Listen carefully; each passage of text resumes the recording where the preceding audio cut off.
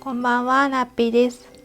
今日は昨日作ったこのレープクーヘンにラベルを貼ったり飾りを貼ったりしていく作業です。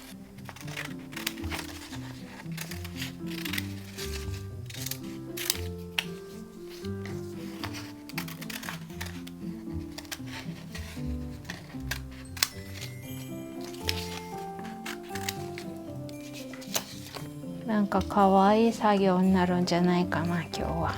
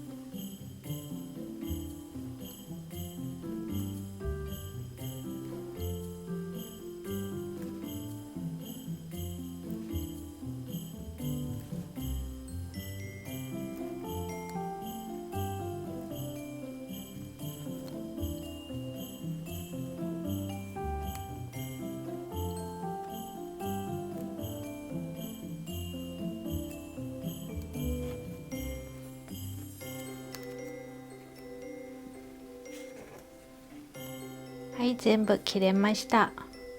このまんまでもいいんですけど、紙の白いところが目立っちゃうと思うんで、ちょっと水性ペンで塗っておきます。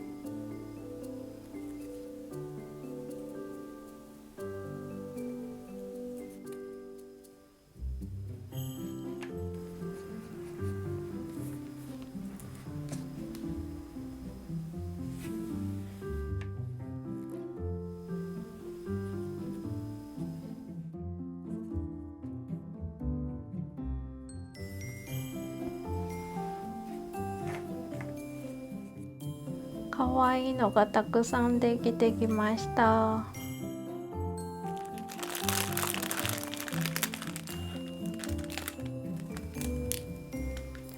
これはペップっていうのかな。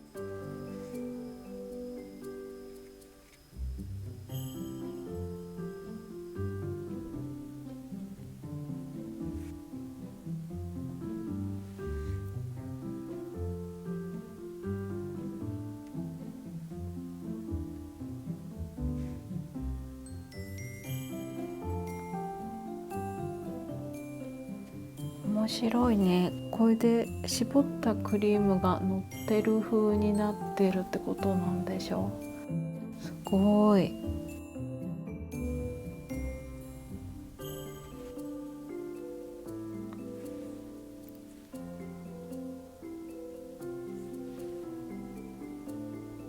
はい、白い方もできました。